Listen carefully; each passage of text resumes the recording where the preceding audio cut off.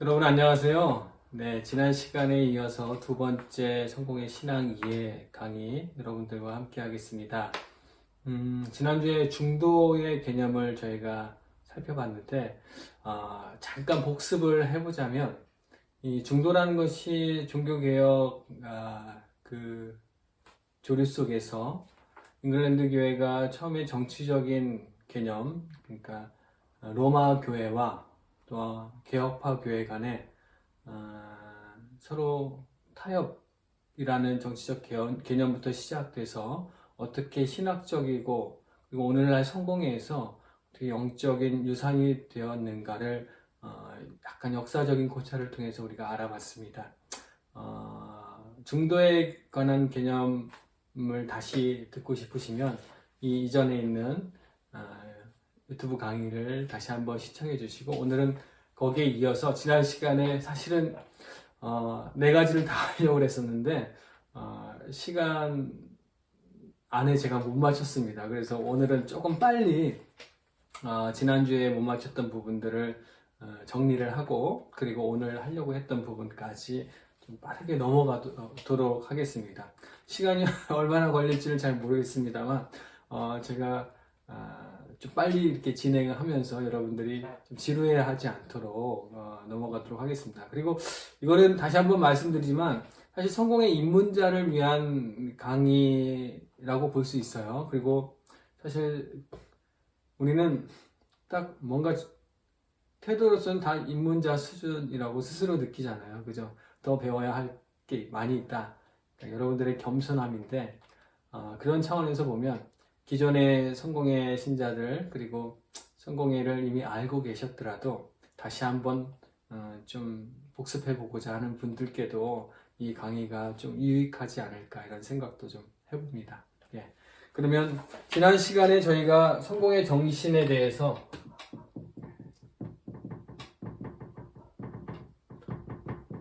첫 번째로 이제 중도, 그렇죠? 이제 비아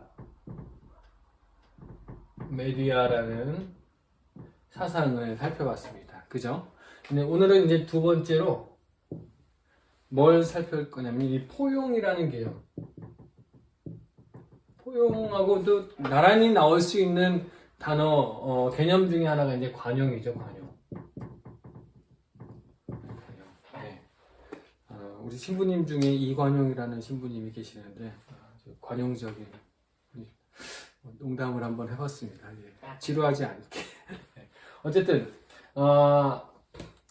포용과 관용이라는 부분도 성공의 정신을 표현하는데 굉장히 중요한 개념이고 또한 태도이다라는 게 분명한 것 같습니다. 근데 일단은 포용이라는 말을 한번 여러분들은 어떻게 생각하세요? 어떤 뉘앙스가 여러분들에게 느껴집니까? 좋은 단어죠, 그죠? 근데 우리가 성공의 신앙과 역사 안에서 이 포용이라는 단어를 보면 한편으로는 약간 어떤 하나의 어떤 중심이 다른 주변의 것들을 약간 인정해주는 뭐라고 그래야 되나, 약간 시혜적인 개념, 예, 이런 적이 있었습니다. 그러니까 이게 무슨 어떤 상황에서 그랬냐면 17세기에 들어오면서, 지난주에 역사적인 고찰을 저희가 좀 했습니다만 17세기에 들어오면서 영국 교회가, 잉글랜드 교회가 국교회화 됩니다. 예, 국교회라는 말 개념이 생기면서 그 국교회라는 개념이 사실은 그 이전까지는 16세기까지는 하나였던 잉글랜드 땅 안에 있는 교회는 국왕을 수장으로 해서 모두가 하나의 교회다, 하나의 잉글랜드 교회다라는 개념이 생겼던 반면에, 이제 국교회가 딱 하나의 뭐라고 그래야 될까요? 틀이, 경계가 생기면서, 국교회라는 하나의 경계가 생기면서 이제 그 국교회 사상에 좀 다른 생각을 가지고 있는 부류들, 그리고 약간 조금 더 개혁하고자 싶어하는, 그 자체로 만족하지 않는 다른 교파들은, 다른 교회들, 다른 교회의 성향들 가진 사람들은 자연스럽게 다른 교파가 되어버립니다. 국교회가 하나의 교파가 되고, 또 다른 생각을 가진 사람들은 또 하나의 또 소종파가 되는 그런 일들이 발생했던 거죠. 그러면 이제 국교회가 국교회에 포섭되지 않는 다른 교회들을 다른 교회들을 향한 어떤 태도라고 보시면 돼요. 여전히 잉글랜드 안에 종교적인 갈등과 그리고 종교적인 다툼이 아주 심했고, 그게 이제 역사 내내 계속 이어진다고 그랬죠.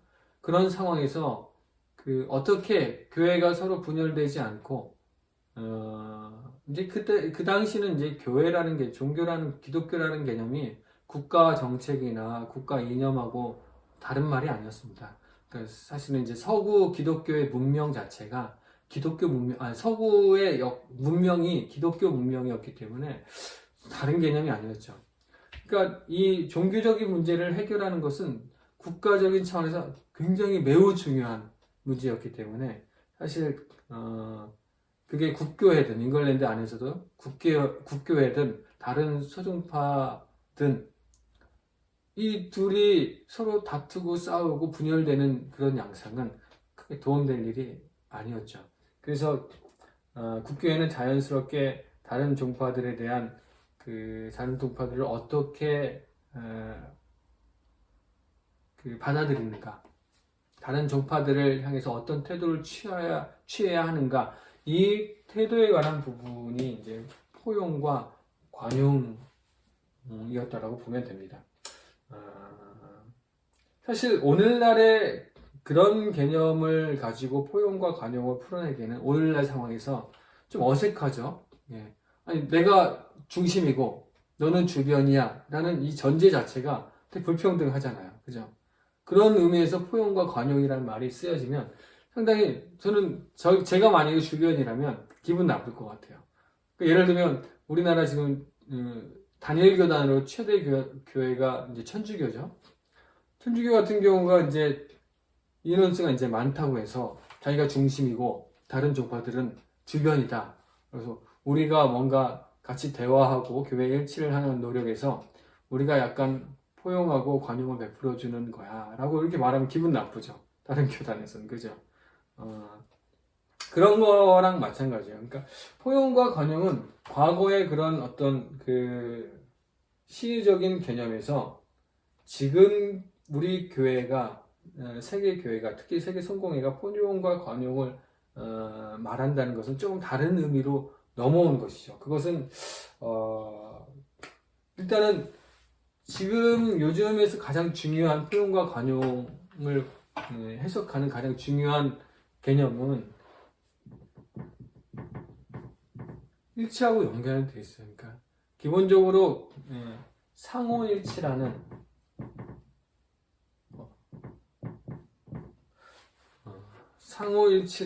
어떤 동등한 개념을 가지고 나와 다른 어떤 것들을 내가 견디어주고 인정해주고 이해한다는,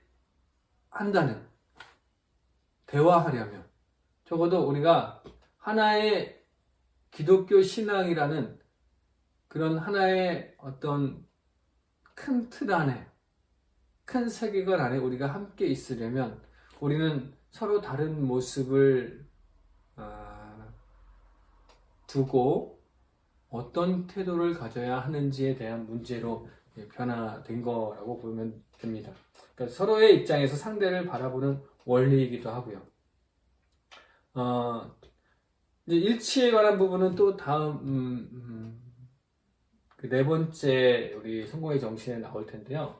그래서 지금은 중요한 것은 이 포용과 관용이 어떤 시혜적인 입장이 아니라 내가 너를 인정해 주는 거야, 내가 너를 받아들여 주는 거야, 이런 개념으로, 이런 태도로 사용되는 것이 아니라 우리가 서로 동등하게 서로 다른 입장을 내가 어떻게 견디어주고 내가 어떻게 이해해 주는가, 이런 태도가 바로 성공회가 가지고 있는, 오늘날 세계 성공회가 가지고 있는 아주 중요한 정신 중에 하나다라고 여러분들은 이해하시면 될 것 같습니다. 네. 네, 세 번째로 모호성이라는 개념이 있습니다. 성공의 정신을 이루는 세 번째 개념인데요. 여러분들 이 모호하다라고 하면 상당히 불편한 기분이 들 거예요. 왜냐면 이것도 아니고 저것도 아닌, 그리고 차갑지도 않고 뜨겁지도 않고, 이거 예수님이 제일 싫어했단 말이죠. 그죠? 그리고 이 색깔도 아니고 저 색깔도 아니고, 이럴 때 쓰는 개념이 모호하다, 모호성, 뭐 이런 개념이 아닐까? 이렇게 생각 들기 때문이죠. 그죠?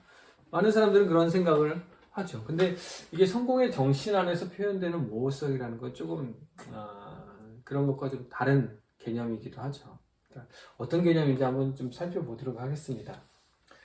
사람들은 성공회를 두고 로마 카톨릭인가 개신교인가 이렇게 질문하는 경향들이 좀 있는 것 같습니다.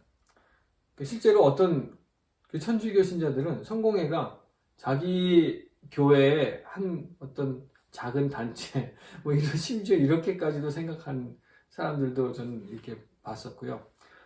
또 어떤 뭐 개신교에서는 성공회는 확실한 개신교야, 뭐 이렇게 힘주어서 이야기하는 경우도 있습니다. 그 어떤 면에서 보면 성공회를 설명해야 되는 그 어려움 같은 게 있잖아요. 우리나라에서는 성공회가 작은 교단이기 때문에 항상 우리 정체를 먼저 우리가 설명해야 되는 그런 부분이 있는데, 그럴 때 이제 사람들은 복잡한 거 듣기를 싫어하죠.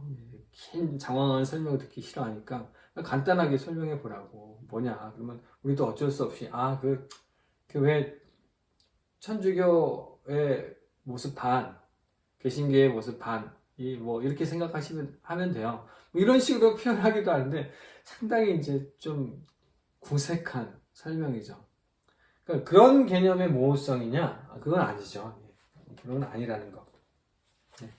일단은 성공회는 그런 것 같습니다. 로마 카톨릭이 자기의 어떤 특정한 신학 체계를 가지고 있고, 개신교도 그러니까 여러 교파로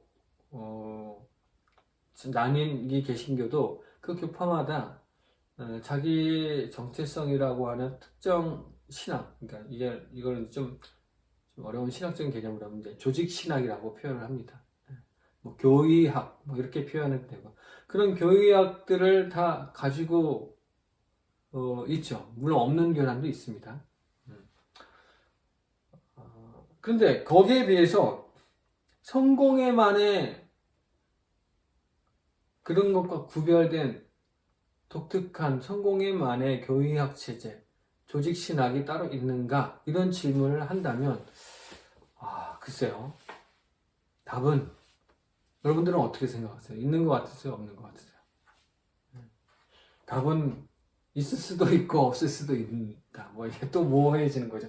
그러니까 이런 게 바로 성공의 모호성이기도 한데, 있을 수도 있고 없을 수도 있다. 없다라는 측면에서 대답한다면 이거는 분명히 천주교나 개신교의 여러 교파가 가진 그런 특정한 형태의 조직, 신학 이런 거는 없습니다.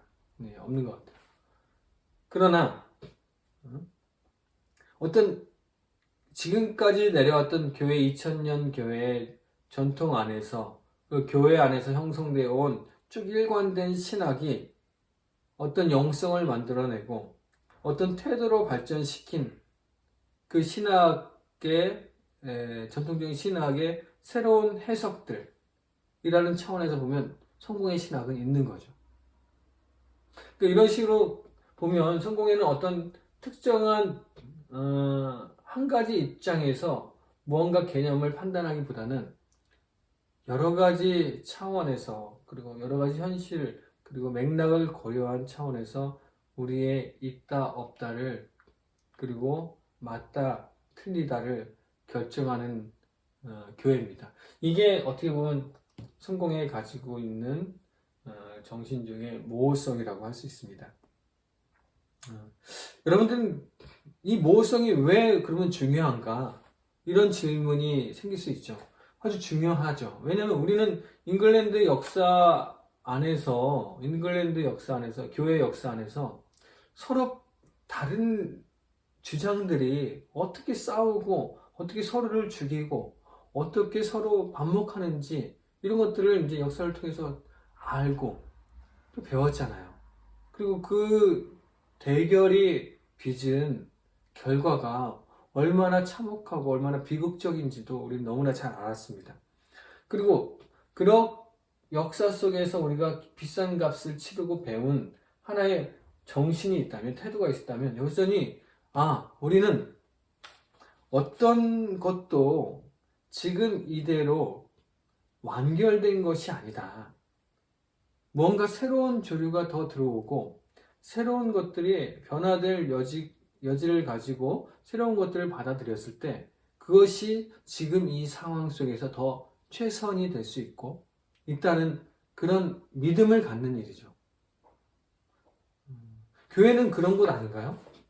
제가 이제 그 이전의 교회에서 새신자 담당 사목을 좀 했었는데, 그때 이제 새신자라는 표현을 저희는 쓰지 않고 새교우라는 표현을 썼어요. 이 표현이 뭐 새교우나 새신자랑 똑같은 거 아닌가? 이런 이렇게 말하면 뭐 그럴 수도 있는데 좀 구분을 두면서 이제 저희는 의미 부여를 했죠. 그게 어떤 의미였냐면 새교우라는 것은 우리가 기존의 어떤 공동체를 형성하고 새로운 사람이 이 안에 들어왔을 때 그 사람이 새교우가 아니라 그 사람이 이 안에 들어왔을 때 우리 전체는 이 사람과 함께한 이 전체는 이미 새로운 모습으로 변해 있다는 거예요. 이전에는 이만큼이었는데 새로운 사람이 여기에 딱 들어왔을 때 새로운 전통이나 새로운 경험들이나 새로운 사상들이 여기에 다시 들어왔을 때 우리는 그 사상을 포함한 새로운 존재로 다시 만들어진다는 거죠. 그래서 세교라는 표현은 그때 누군가 들어왔을 때 세교라는 표현은 이 공동체 전체를 지칭합니다. 이 공동체 전체 안에 있는 사람들이 다 세교가 되는 거죠. 그러니까 그런 개념을 생각해 보면서 우리는 이 모호성이라는 것들을 어떻게 다른 말로 풀이할 수 있냐면 잠정성, 이런 말로 설명해 볼 수 있을 거예요. 그러니까 잠정적이라는 거예요. 어떤 것도 지금 이 자체로 완결된 것은 없다. 완전하지 않다. 우리는 완전함을 향해서 나아가는 교회이고 사람들일 뿐이지 지금 이 상태가 완전하기 때문에 너가 여기에 들어와서 이 완전함을 혜택을 누려라. 이게 아닌 성공의 태도, 성공의 정신은 이게 아닌 거죠. 네. 너가 새로운 어떤 누군가 여기 들어왔다면 당신도 이 전통과 더불어 우리도 당신의 새로움과 더불어 같이 변화되고 더 풍성해지고 더 발전될 수 있다라는 희망과 기대를 갖는 일입니다. 그래서 지금 이 교회는, 이 공동체는 나는 항상 잠정적으로 존재하지 답으로 존재하지는 않는다는 겁니다. 답으로.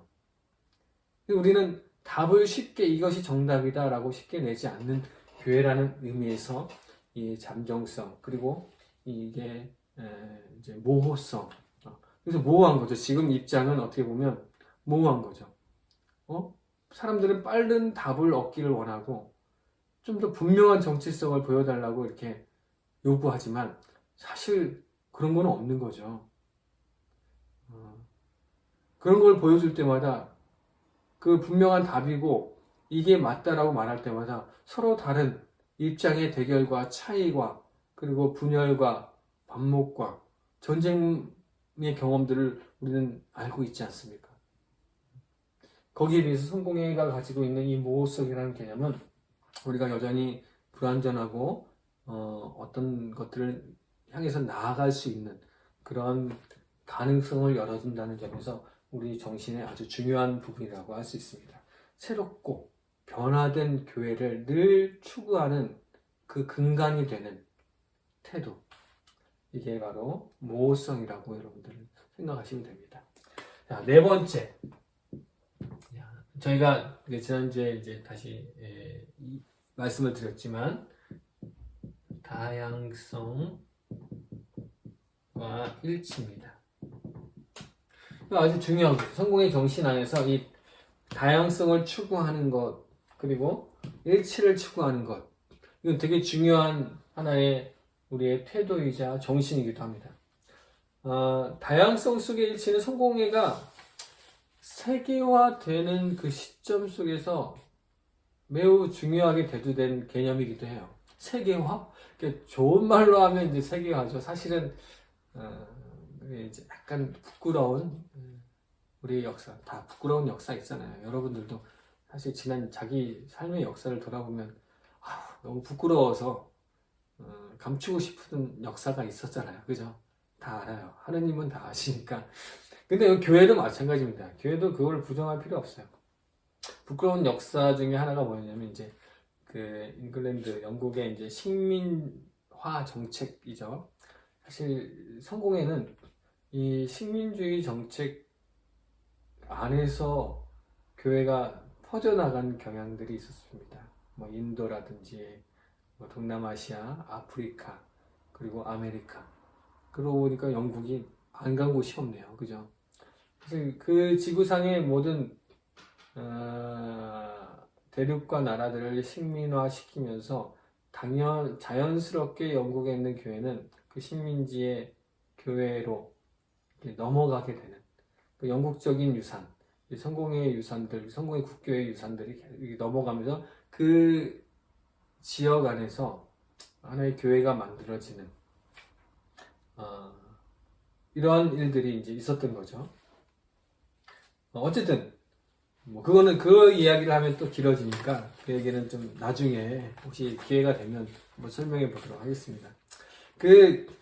이제 영국 식민지로 계속 남을 수는 없는 거죠. 이제 독립하는 국가들이 계속 발생하는 거죠. 그리고 그 독립한 국가들의 이제 어떻게 보면 시초, 그러니까 이제 미국이죠. 예. 그 세계 성공회가 세계화되면서 그 또한 독립 국가들이 만들어지면서 그 국가 안에 있는 교회들을 어떻게 해야 되는가가 중요한 문제로 대두되기 시작했어요. 영국은 손을 뗐고, 그리고 그 지역 안에 교회는 남아있고, 이런 좀 애매한 상황이 벌어진 거죠. 특히 이제 미국 같은 경우는. 그래서 이제 미국은 그 자체로 미국 성공회라는 곳을 하나를 이제 조직하게 되는 거죠. 하나의 교회가 만들어진 겁니다. 그리고 어떻게 하면 우리만의 교회, 우리 미국만의 교회를 만들 수 있을까? 성공의 영적인 어떤 유산을 가지고 이 고민을 하기 시작한 겁니다.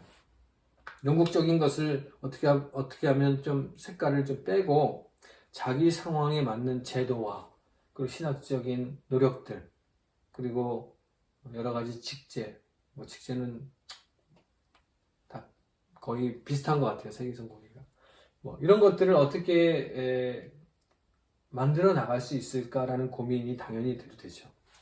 그래서 1888년에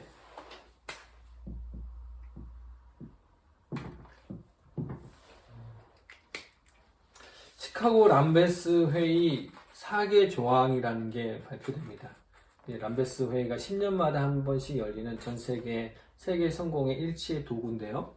10년마다 한 번씩 열리죠. 근데 1888년도에 그 람베스 회의 결과로 시카고 람베스 4개 조항이 발표되는데, 이 4개 조항에서 세계에 쫙 퍼져 있는 성공회가 하나의 연대감, 하나의 일치를 이룰 수 있는 어떤 조건들을 4가지로 제시를 해요. 그리고 그거 이제 미국 성공의 노력으로, 중지의 노력, 일치의 노력으로 그렇게 4개 조항을 이제 만듭니다. 그게 바로 이제 시카고 람베스 4개 조항이라는 건데요. 첫 번째는 그 4개 조항의 첫 번째는 성서를 66권으로 받아들인다면, 이것을 정경으로 받아들인다면, 당연하죠, 그죠? 두 번째, 신경에 니케아 신경과 사도 신경에 의한 신앙 고백을 하는 교회라면 또 뭐 당연한 거죠. 그리고 세 번째, 주님께서 친히 제정하신 성사, 구원의 필수적인 성사, 세례와 성찬, 성체 성사를 인정하고 거행하는 교회라면, 그리고 네 번째, 그 역사적인 사도권, 사도권의 계승이죠. 그러니까 역사적 주교직을 인정하는 교회라면 이것은 세계 성공회가 어디에 있든지 다른 문화와 전통을 가지고 발전하든지 우리는 하나의 성공회다라는, 일치하는 교회다라고, 그 서로 다른 문화적인 다양성, 민족적인 다양성, 뭐 여러 가지 전통의 민족 문화 전통의 다양성임에도 불구하고 그 네 가지 조건을 우리가 서로 수용하고 그 조건 안에서 서로 만난다면 우리는 일치하는 교회를 이루는 것이다 라고 발표를 합니다.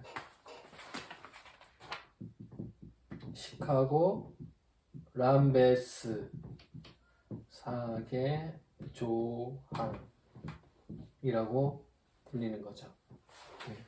시카고 람베스 사계조항. 네. 근데 이게 점차 오늘날에는 이제 성공회 안에서 어떤 유대감, 세계 성공회라는 입장이, 세계 성공회 공동체라는 입장이 확고하게 자리 잡았어요. 그러니까 한국에 있든 한국 성공회든 일본 성공회든 미국 성공회든 뭐 호주 성공회든 세계 성공회 연합 안에, 전체 커뮤니언 안에 들어가 있다라는 그런 의식들이, 그런 연대성이 있습니다. 그래서 뭐 람베스 회의라든가 세계 성공회 협의회, 뭐 광부장 회의, 뭐 이런 것들을 통해서 우리는 매번 우리가 하나인 교회다라는 것을 확인하고 있거든요. 근데 지금은 이제 이런 조항들이 어떤 식으로 의미를 가지냐면, 왜 성공회는 우리 안에서의 다양성과 일치를 추구하지만 이런 신학이 계속 발전돼서 나타나는 경향이 세계 교회의 일치 운동에 상당히 중요한 역할을 하고 있다라는 것. 네.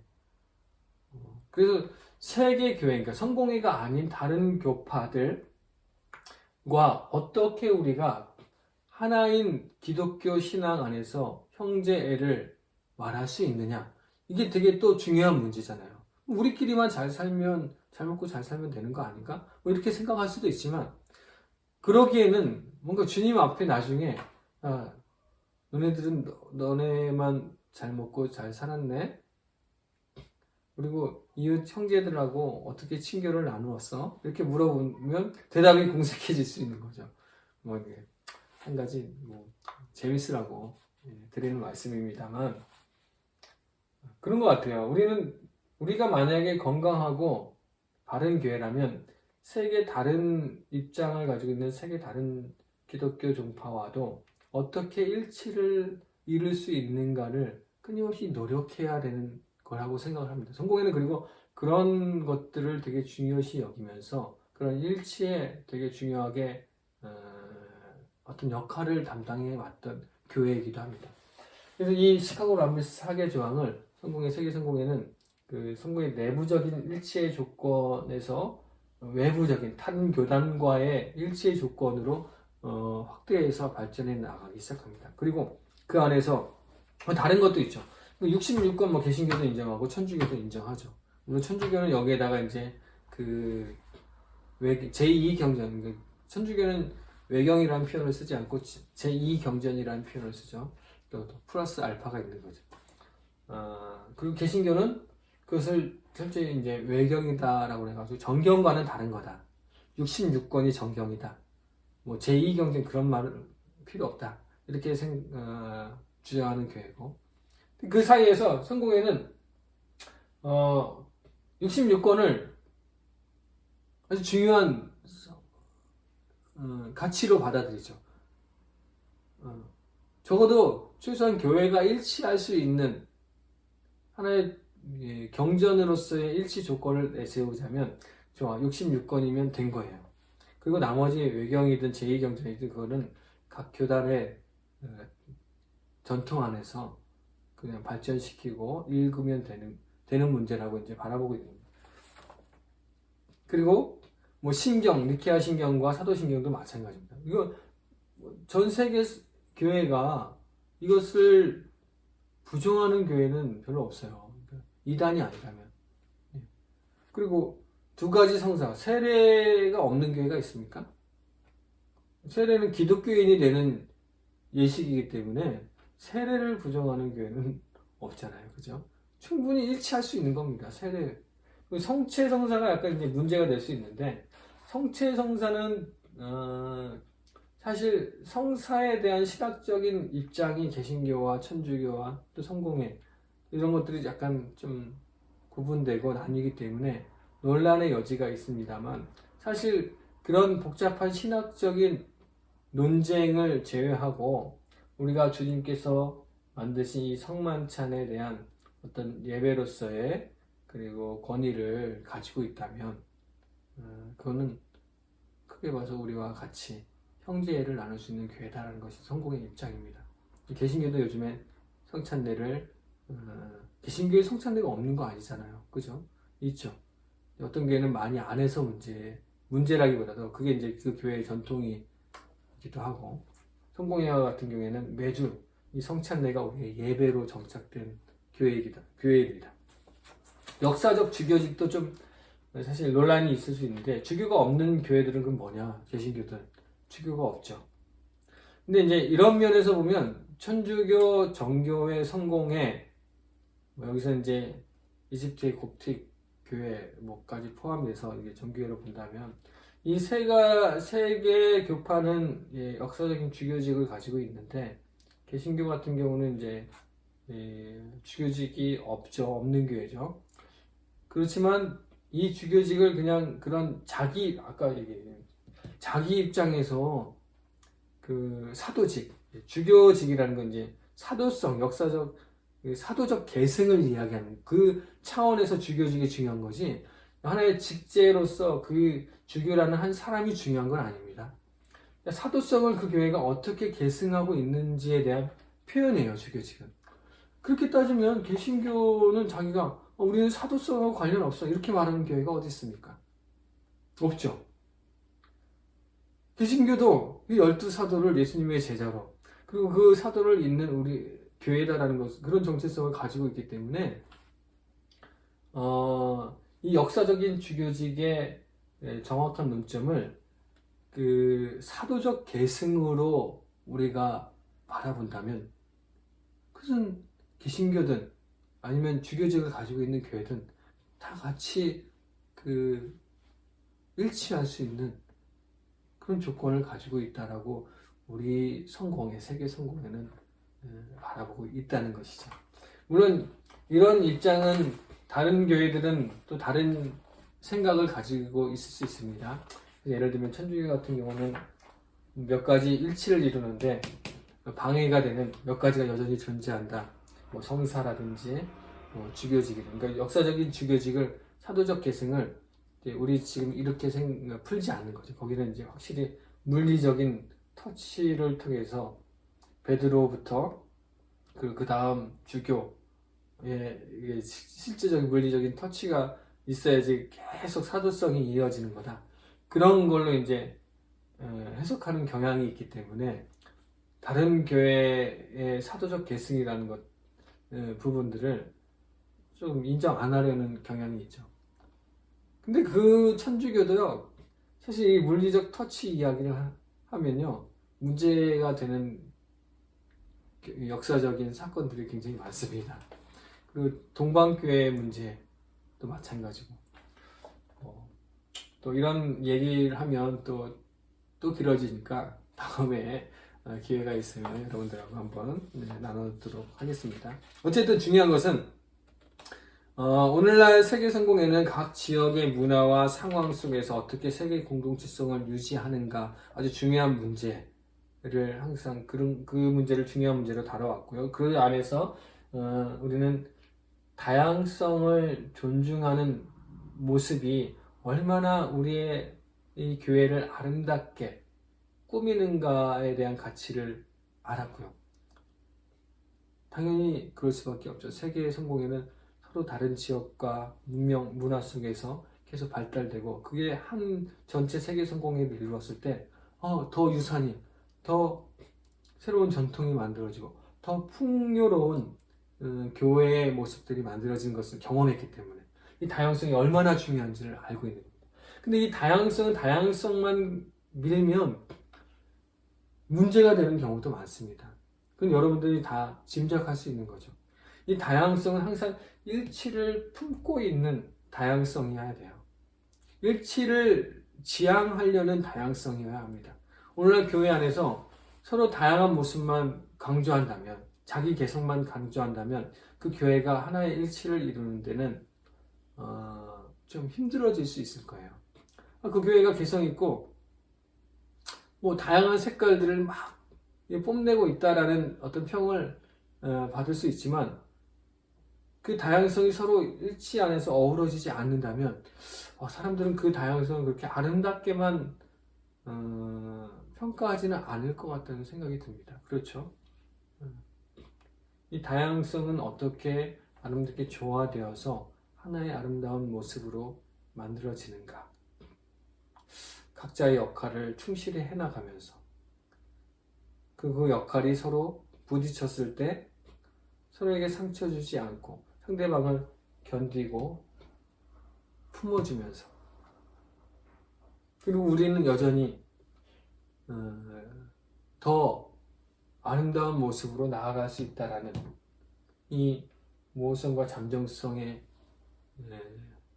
영성을 믿으면서 이 개념을 신뢰하면서 그리고 서로 극단적인 자기 생각을 내려놓고 극단적인 자기 모양을 내려놓고 어떻게 가운데로 모여서 대화할 수 있는지를 살피면서 그렇게 만들어지는 게 성공의 하나의 신앙이라고 여러분들은 생각하시면 될 겁니다. 결국 이 네 가지는요 서로 하나로 유기적으로 연결된 개념이에요.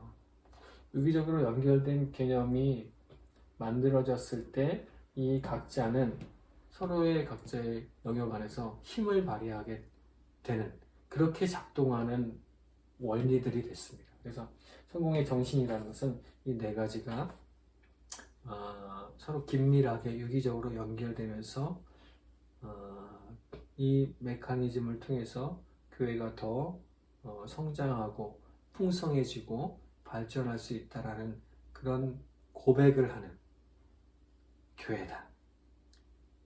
이 고백이 우리 성공의 정신을 이루고 있다. 이렇게 생각하시면 될 것 같습니다.